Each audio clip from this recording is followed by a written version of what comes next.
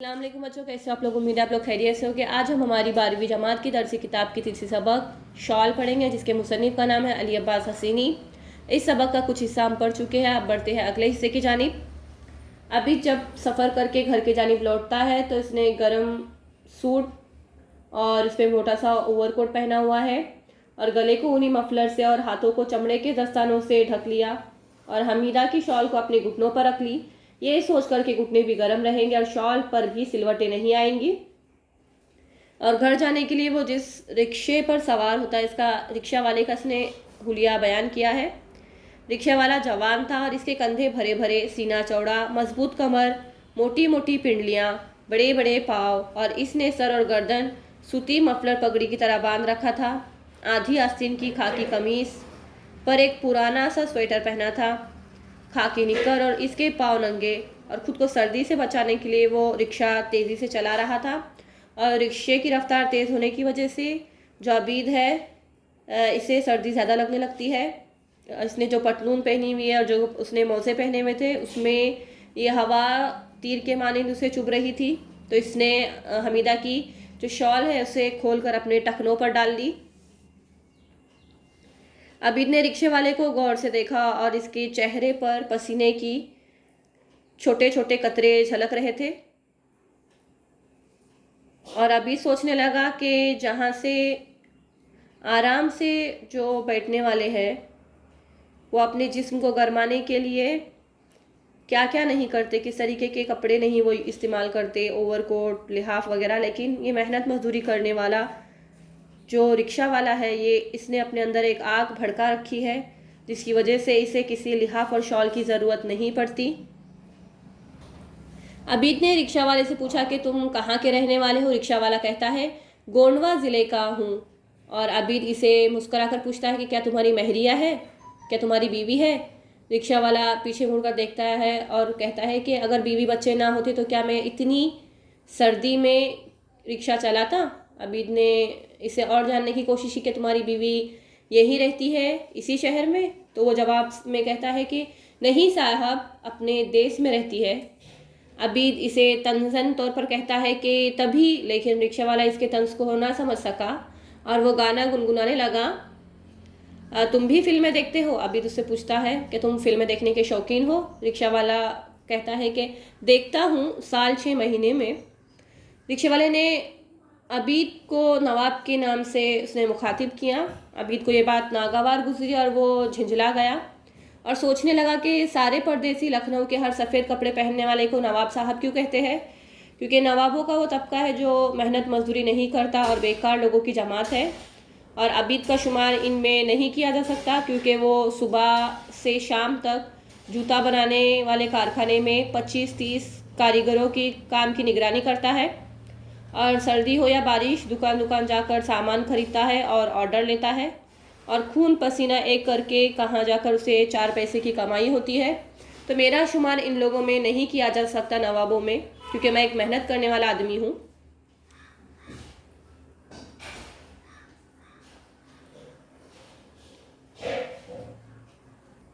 अभी इसी बात पर पेचोताप खाता रहता है। गुस्सा उसे आता है कि इसने मुझे साहब, नवाब साहब क्यों कहा। फिर अचानक से उसके कानों में एक रोनी सी आवाज़ पड़ी और आवाज़ साफ तो नहीं सुनाई दे रही थी, फिर भी ऐसी थी कि इंसानी दिल के बर्दाश्त के काबिल न थी, इतनी तकलीफ़ उस आवाज़ में थी। अबीद ने घबरा कर रिक्शे वाले से पूछा, अरे ये कौन करा रहा है भाई। रिक्शे वाले ने रिक्शा धीमा करा और कहा कि ये पगली है। उसने अपने जो चेहरे को आस्तीन से साफ़ किया, पसीना पोंछ लिया और कहा कि पगली है और इसके साथ एक छोटा बच्चा भी है और बस हर वक्त कहती है कि मेरे बच्चे को बचा लो, सर्दी से मर जाएगा। अबीद ने ताज्जुब से पूछा कि इतने बड़े शहर में किसी ने इसे रज़ाई और कंबल ना उड़ा दिया। रिक्शा वाला जवाब देता है कि जिसके पास रज़ाई और कंबल हो वो खुद ओढ़ेगा या फिर या पगली को देगा। अबीद ने कहा कि रईस, अमीर, सेठ, साहूकार के सब मर गए हैं इस शहर के। रिक्शा वाले ने कहा कि रिक्शा रोका और उसने कहा कि ये जो नवाब साहब, ये जो साहूकार है, सेठ है, ये लोग शीशे की कारों में बैठकर पोपो करते हुए निकल जाते हैं और वो क्या इस पगली को देखेंगे और 100-200 का कंबल इस पगली को देंगे। और वो तेज़ी से रिक्शा चलाने लगा। इस पगली की आवाज़ साफ साफ सुनाई दे रही थी, भगवान के लिए मेरे बच्चे को बचा लो, कोई कपड़ा इसे उड़ा दो, वो सर्दी से मर रहा है। आह आह भगवान, इस ज़मीन पर कहीं रहम नहीं है, दया नहीं है। अभी ने देखा कि पगली फुटपाथ पर पड़ी है, इसके जिस्म पर धोती थी और पगली के बाल मिट्टी में अटे हैं और आंखें बंद थी। आह आह भगवान, क्या कहीं दया नहीं है, ऐसा वो कह रही होती है। अभी के जिस्म में उस पगली को देखकर एक बिजली सी दौड़ जाती है और वो इस तरह काम जाता है कि इसके घुटने पर से जो शॉल है वो फिसल कर जूतों पर आ गई और अभी इसे उठाने के लिए झुकता है और वो एकदम से बेसाख्ता बोल उठता है कि रिक्शा रोक दो। रिक्शा वाला भी अपनी पूरी ताकत से रिक्शे को रोक देता है और अबिद को देखने लगता है। अबिद ने शॉल इसकी तरफ बढ़ाई और कहा कि इसे उड़ा दो। रिक्शा वाला ताज्जुब के साथ इसका मुंह तकने लगा। रिक्शा वाला उसे कहता है कि ये चादर, ये जो शॉल है बहुत ज़्यादा अच्छी है, ये आप क्यों उसे दे रहे हो। अबिद ने इसे डांट दिया कि बकवास मत करो, जाके इसे उड़ा दो। अबिद पगली के जो हाल है वो देखकर उसे बहुत ज़्यादा अच्छा नहीं लगता कि बहुत ज़्यादा तकलीफ़ होती है। अबिद खुद पगली के पास जाने की हिम्मत नहीं करता और क्योंकि वो बहुत ज़्यादा गंदी होती है और अबिद को इसे देखकर घिन आ रही थी और वो घबराई नज़र से इधर उधर देखने लगा कि कोई इसे देख तो नहीं रहा, कोई इसे देखकर हंस तो नहीं रहा इस हरकत पे।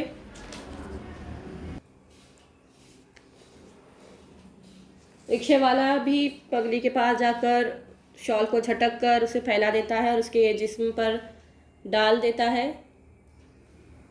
इसके जिस्म पर हमीदा की अजीज शॉल के फूल वो बिखेर देता है रिक्शे वाला और उसे कहता है, ले रे पगली, आज तेरा भी नसीब खुल गया, अब खूब गर्मा के लेट जा। पगली ने शॉल को अपने जिस्म पर महसूस किया और आंखें खोलकर रिक्शे वाले को देखने लगी और दांत निकालकर इस तरह मुस्कुराई कि इसका चेहरा डरावना हो गया और रिक्शे वाला पीछे हट गया और रिक्शे पर बैठकर रिक्शा तेज़ी से चलाने लगा। अभी भी सोच में पड़ गया कि शॉल तो मैंने पगली को दे दी, मगर अब मैं हमीदा को क्या जवाब दूंगा, क्योंकि वो शॉल उसे बहुत ज़्यादा पसंद थी। कि मैंने इस शॉल का क्या किया, ये शॉल कहाँ है, मैं उसको क्या जवाब दूंगा। कि तो इसके दिमाग में अभी ये सवाल आता है कि अब मैं क्या करूं। और अगर उसे ये बता दूं कि ये एक शॉल मैंने एक पगली को देती तो क्या वो अपने आप की तौहीन नहीं समझेंगे कि इतनी अच्छी शॉल, हमीदा की शॉल, उसने एक पगली को दे दी।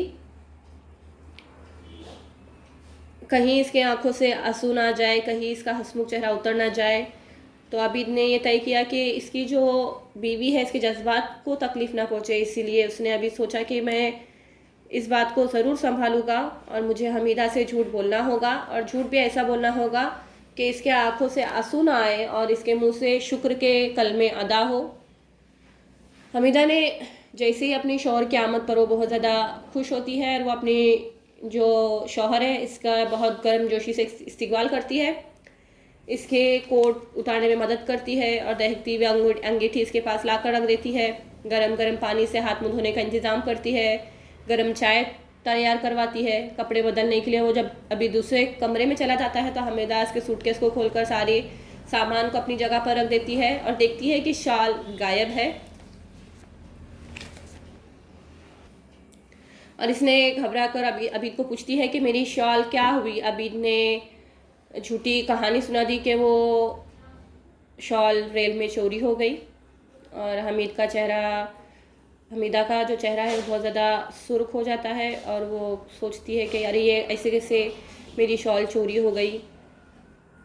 अबीद उसे जवाब देता है कि रात में मैं 2 कंबलों से सर्दी ना रह रही थी, बहुत ज़्यादा सर्दी लग रही थी, तो मैंने शॉल भी अपने ऊपर डाल दी थी और वो फिसल कर नीचे गिर गई और मैं सोता रहा और 2 मुसाफिर उतर गए और उनमें से किसी ने शॉल बगल में दबा कर वो ले गए। इस तरीके से तुम्हारी शॉल क्या हो गई, चोरी हो गई रेल में। हमीदा रोनी सी आवाज़ में कोसने लगती है कि जिसने मेरी शॉल जो चुराई है इसके हाथ सड़ जाए, इसे मेरी शॉल ओढ़ना कभी नसीब ना हो, इसकी कब्र में कीड़े पड़े और इसके आंखों से आंसू जारी हो जाते हैं। ईदुन जो इनके घर की मुलाजमा थी वो अबीद के नाश्ते के लिए पूछने आई थी, वो वहीं खड़ी थी करीब ही। तो वो बोलती है बीबी तुम इतनी सी बात पर क्यों रो रही हो, खुदा का शुक्र अदा करो कि साहब सलामत आए हैं, इनका सदका उतारो, सजदा अदा करो। ये सुनते ही जो हमीदा का मिजाज एकदम से बदल जाता है, वह आंसू साफ कर लेती है और 1.25 रुपये ईदन को दे देती है और बोलती है कि सच कहती हो, इन पैसों का तुम माश की दाल और तेल ले लो और साहब का हाथ लगाकर फ़कीर को दे दो और मैं जाती हूँ नमाज अदा करने के लिए। और अबीद को अभी बहुत ज़्यादा शर्मिंदगी महसूस होती है और वो शर्म से पानी पानी हो जाता है, अपनी गर्दन झुका लेता है कि मैंने कहा, झूठ भी एक बोलूँ तो इससे 10 पैदा हो जाते हैं। और फिर भी ये झूठ कितना मीठा था कि हमीदा की आंखें नम भी हुई। तो शुक्र खुदा में।